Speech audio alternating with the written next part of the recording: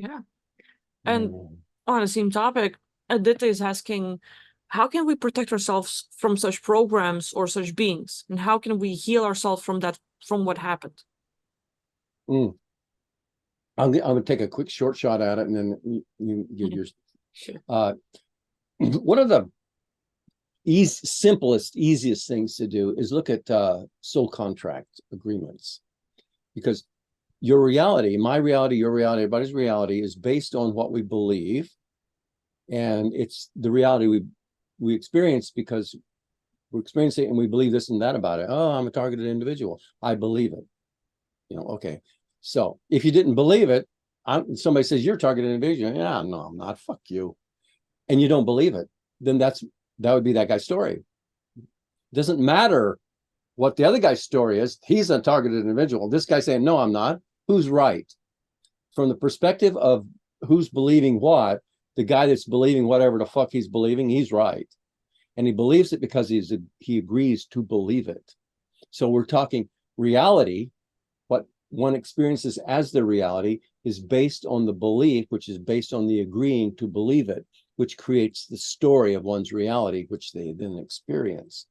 So with that said, soul contract agreements are a way to look at the agreements you've made on a soul level before you incarnated here. And there's thousands and thousands of agreements. They're big packages of agreements of shit. And some of them are just fine.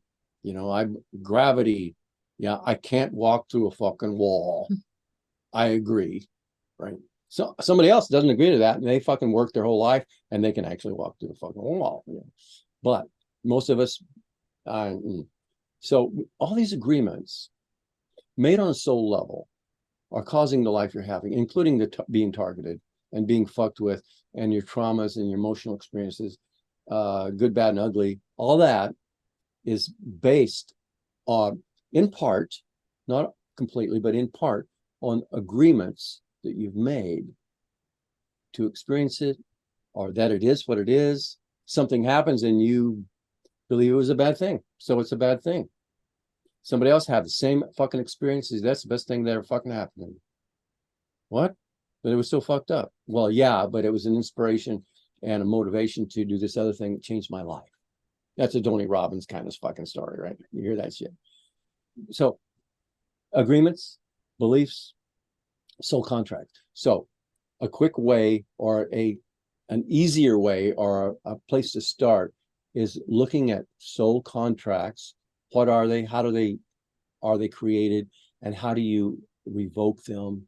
And there's several different techniques for doing it. And that's a place to start. And that will start changing your reality on a very foundational core level. And that's just one approach. You got to have a lot of tools in your toolbox to deal with hardcore shit that the world is throwing at us right now. I think when we look at beliefs, we also run into this issue of people right now watching this video and going, well, you talk about this shit, so you bring it into my reality, and because of you, I might end up being targeted, so I should stop looking into this stuff, taking the whole red pill thing, disconnecting from all that's negative, and trying to live a life where I'm normal. But at the same time, I think there are people who might not have anything about 20 and back and SSP and target individuals in their belief system, in their reality, in their knowingness. They didn't read about it and heard about it, but they're still experiencing stuff that are signs of it. For them, they don't believe shit. They don't even know about it. But they're still going through things that we would call symptoms of, oh yeah, well, you hit everything that's on a table of being a victim of that.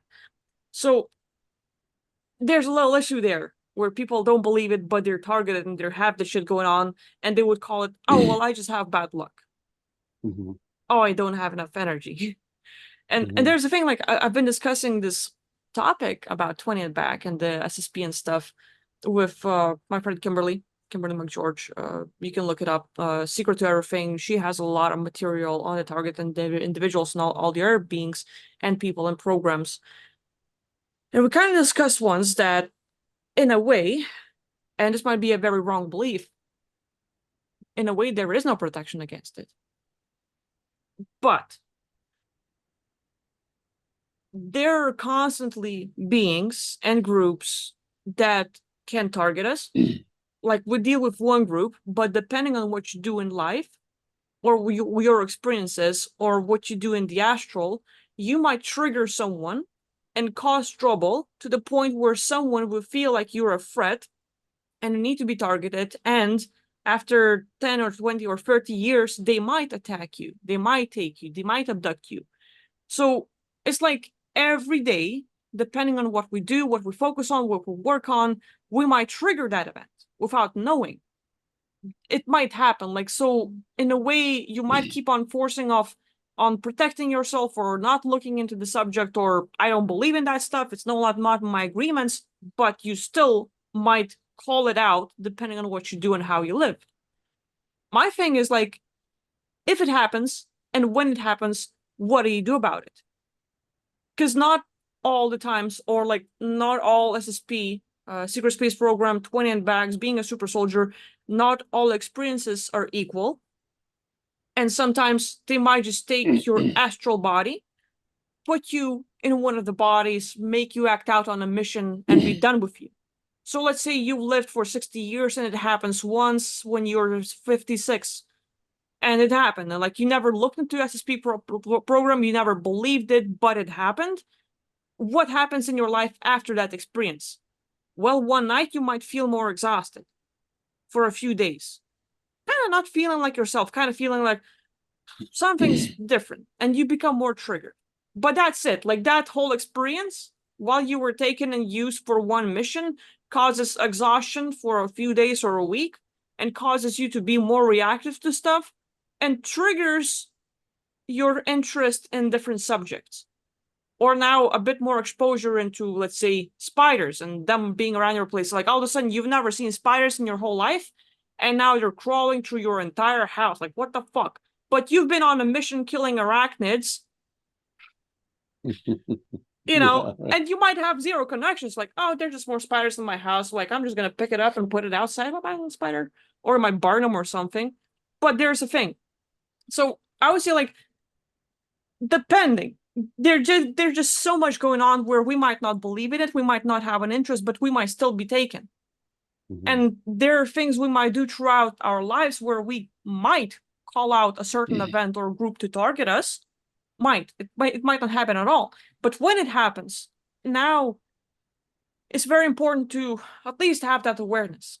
And you don't have to go into that rabbit hole to, oh, I've been abducted once and I've been on a mission, now I have to fix it and I'm a victim. And now you're making up a story and you're over exaggerating, making it bigger than it seems, and then you fuck yourself up. You don't need to do that. You're like, okay, I've been exhausted, but I can take care of myself physically. I can do stuff, I can recover. And it doesn't mean that they're going to be targeting you again and again and again. I mean, there's just so much to it, but yeah. Yeah, there is. There's so fucking much. I'm going to talk some more about the belief and the not belief.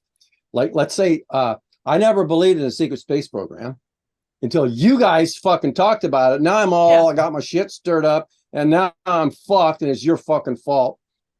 All right. Okay. Okay. So here's the thing about beliefs. Just because you fucking believe it doesn't mean it's so, right? People make that mistake all the fucking time. They think they can ski down this fucking steep slope, and they crash and burn. They break their fucking leg or their neck, and they're paralyzed the rest of their life. No, I really believed. Or they're walking. I believed that this beach was clean and pure, and I started running and jogging, and I cut my foot in a sharp glass. We believe. I believe it's just a fun game, play football, and you get the shit beat out of you, and you get a broken leg out of it. Just because you believe it doesn't mean that's what you're going to manifest. And just because you don't believe it, well, if you believe it, it might not manifest. You don't believe it, and it might manifest. So it's not always just about the belief, but what it does have to do with beliefs and decisions and agreements made throughout your life experience. And the things you believed when you were a little kid about your mother, for example, you've already forgotten. But now it's part of your behavior pattern. And now when you go see mom, you act a certain way, or you emotionally get triggered in a certain way, either happy or not so good, by what mom's fucking doing in the other fucking room. And that got triggered in, or implanted or programmed into you when you were a little kid. But if you were to ask when you were a little kid, you believe something good's going to happen? Yeah, mom's in there. I can, she's baking some good stuff. Something good's about to happen, good dinner. Yeah. So it's just a smell, but if you ask a little kid, is something good going to happen? Yeah. So it's a belief.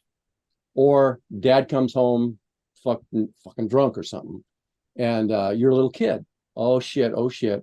And maybe you just smell the beer or whatever. Trigger. When you're a little kid, it's programmed in. When you're older, something will happen. You'll smell that smell in the other room. And it could be good smell or bad smell or just a nice smell, but you have a good emotion or a bad emotion connected to it. Now you're experiencing shit. Now you're feeling kind of negative. Now you're thinking negative thoughts in the now. So now you're thinking negative and feeling negative. And how long is that going on before that manifests? So it's extremely complex. So it's not just about the beliefs. But to wrap this up, if you look at all kinds of shit on the internet, this story, that story, the other story, and you're trying to understand life, you'll get some conflict. Mm-hmm. These guys say the asteroid belt blew up, and it's the one thing. And somebody else say it was a big giant planet called Tiamat, and that shit blew up. Well, how'd that blow up? And when? Different stories will tell you different things. The moon, it came here when? It's what? Is it a satellite? Is it man-made? Can it fly away if it wanted to? What's the moon? Different stories. The Anunnaki, different stories. So we go, holy fuck. What do you believe? And just because you believe it doesn't mean that's what's going to manifest. And just because you don't believe it, it doesn't mean it won't manifest. So there's just a lot in play. But to get a start on that, start learning more about beliefs and how they do affect you. And can you change some of your basic beliefs? And yes, absolutely. Sometimes it's easy, sometimes it's difficult.